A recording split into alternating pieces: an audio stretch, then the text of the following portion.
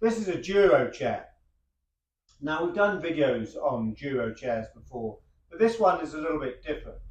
So let's talk you through what makes this one stand out to others that we've had. Well, first of all, the timber that's been used for it. It's mahogany. The ones that we've had in the past have mostly been made out of beech or satin birch. So this stands out a little for being in mahogany. It's also a little bit smaller than most, and it's much squarer in shape.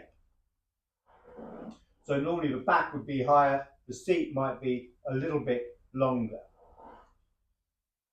Also the shape of it. These arm posts at the front.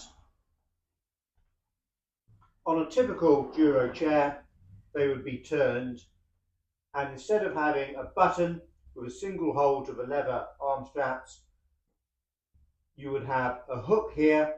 You would have multiple holes on the arm strap so that you could adjust the angle of the back. It's hinged in the same way as a normal Douro chair, the arm post to fall forward, but it's very square in its look. It's not turned as you might expect.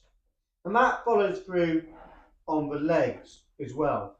Most, but not all, Douro chairs tend to have a little bit more of a shape to the end of a leg. They're normally a little bit more rounded and curved. And of course, they're also bigger.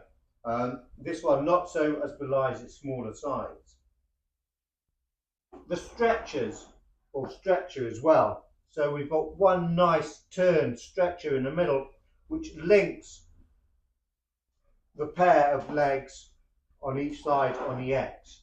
Most Douro chairs will only have a bolt joining with no stretcher between the middle section, but will have a stretcher at the front and the back for added strength.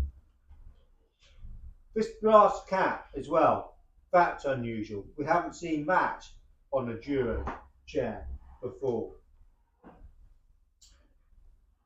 Now, most Douro chairs were made in the second half of the 19th century by one of the London makers. The London makers like J.W. Allen, Pound, Day and Sons, Hill and Millard would all offer a group of campaign furniture.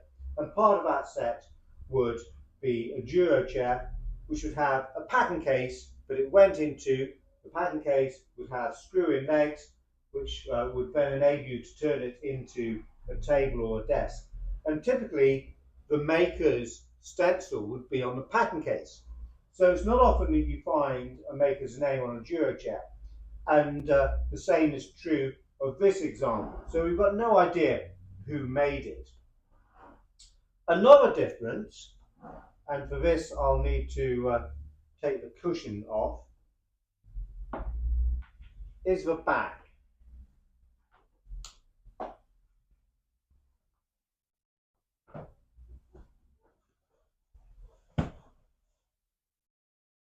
Not only is it not adjustable on the arm straps, you've only got one setting on the arm straps, but also it's upholstered. You'd normally expect this to be caned.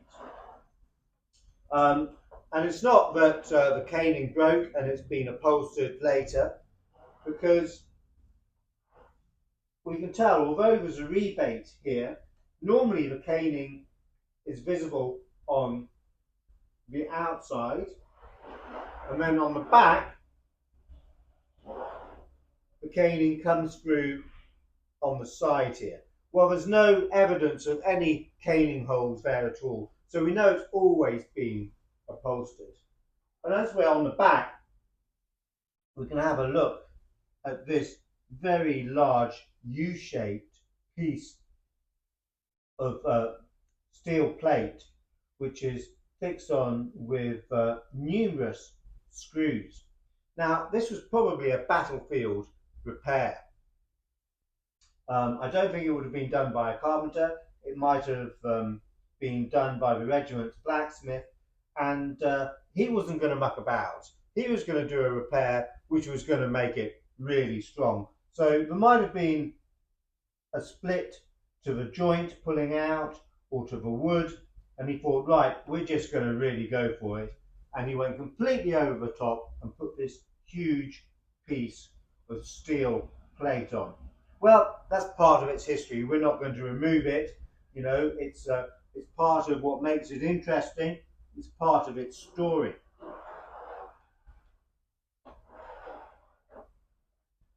So why is it called a Douro chair? Well, the Douro chair, of course, was very important in the Peninsular Wars, the Napoleonic Wars between England and France. And it was a river in Portugal and Spain that Wellington and his army crossed numerous times in fighting the French. And so it was a name which really stood out to army officers in the British Army, even though this name might have been given to the chair 30, 40 years after they were fighting in the Peninsular Wars. It was a name which resonated with the army. So there you go. This is an unusual Douro chair for being much smaller in size. We've had these cushions made for the chair by the wonderful Sally, and you can see the cutouts to fit the arm straps in. It's made of mahogany, unusual timber. It's going to be later in date than most of the ones we see. It's going to be more likely 1900. And we get that date from its smaller size, the squareness of the posts, of a section of a post rather than the turning. And